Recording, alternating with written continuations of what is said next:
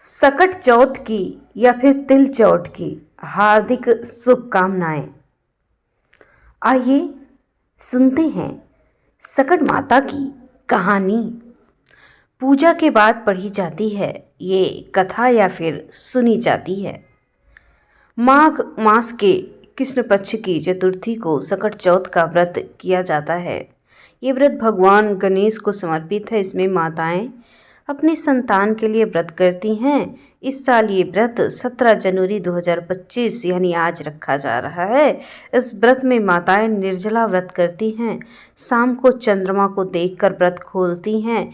इस व्रत में चंद्रमा की पूजा का विशेष महत्व है। इस व्रत में गणपति को तिल से बने तिलकूट का भोग लगाया जाता है, इसलिए इसे तिलकुटा चौथ के नाम से भी जाना जाता है। आइए शुरू करते हैं सकट माता की कथा। जय सकट माता। एक शहर में देवरानी जेठानी थी। देवरानी बहुत ही गरीब थी। बड़ी मुश्किल से ही उसका गुजारा हो रहा था। वहीं जेठानी अमीर थी। देवरानी हमेशा गणेश जी की पूजा व्रत करती थी। देवरानी का पति जंगल से लकड़ी काटकर बेचता था। देवरानी घर का खर्च चलाने के लिए जेठानी के घर काम कर लेती थी और शाम को बचा हुआ खाना जो होता था जेठानी उसे दे देती थी। इस तरह उसके घर का खर्च जैसे तैसे चल रहा था। माघ महीने में गणेश जी का व्रत सकट चौथ देवरानी ने रखा। उसके पास पैसे नहीं थे, इसलिए उसने तिल व गुड़ लाकर तिलकुट्टा बनाया। पूजा करके तिल चौथ की कथा सुनी और जेठानी के यहाँ काम करने चली आई। सोचा शाम को चंद्र को अर्घ देकर जेठानी के यहाँ से खाना कुछ खा लूँगी। शाम को जब जेठानी के घर खाना बनाया, उसके जेठानी का व्रत होने के कारण सभी ने खाना खाने से मना कर दिया। अब देवरानी ने जेठानी से पूछा, आप मुझे खाना दे दो जिससे मैं घर चली जाऊं। इस पर जेठानी ने कहा, आज तो मैं किसी को भी खाना ना दूं, तुम्हें कैसे दूं, और किसी ने खाया भी तो नहीं है। तुम सवेरे ही बचा हुआ ले जाना।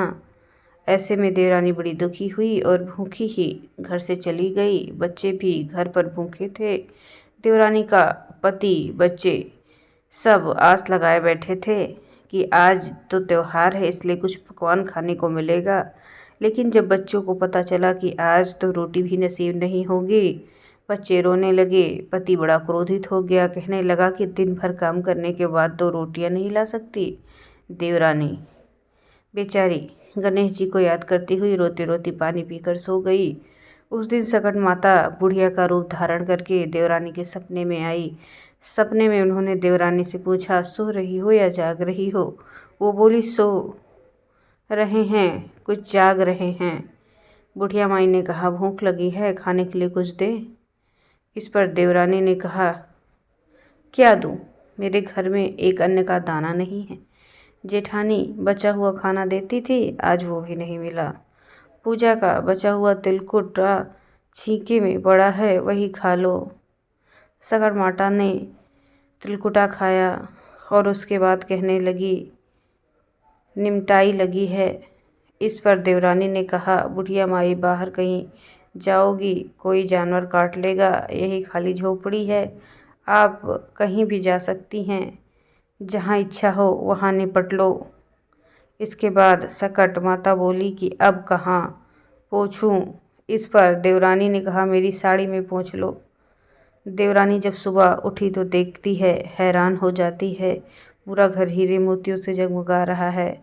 उस दिन देवरानी जेठानी के घर पर काम करने नहीं गई। जेठानी कुछ देर राह देखी, फिर बच्चों को देवरानी को बुलाने भेजी। जेठानी ने सोचा कल खाना नहीं दिया, इसलिए शायद देवरानी बुरा मान गई। बच्चे बुलाने गए। देवरानी ने कहा, बेटा बहुत दिन तेरी माँ के यहाँ काम किया। बच्चों ने घर जाकर माँ से कहा, चाची का पूरा घर हीरे मोतियों से जगमगा रहा है। जेठानी दौड़कर देवरानी के पास आई और पूछा कि ये सब कैसे हो गया।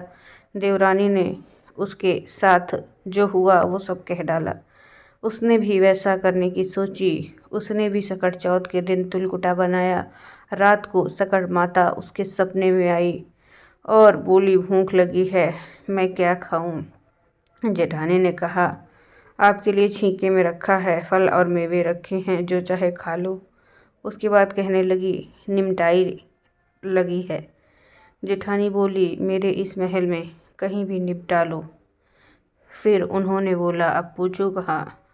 जेठानी बोली, कहीं भी पूछ लो। सुबह जब जेठानी उठी तो घर में बदबू गंदगी के अलावा और कुछ नहीं थी। हे सकट माता, जैसे आपने देवरानी पर कृपा की वैसे सब पे कृपा करना, और जिसकी नीयत साफ हो वैसा फल देना। जय सकट माता। आप सभी की मनोकामनाएं पूरी हो मित्रों। वीडियो पसंद आया हो तो लाइक कर दीजिए और ऐसे ही वीडियो पाने के लिए चैनल को सब्सक्राइब करना ना भूलें। Thanks for watching.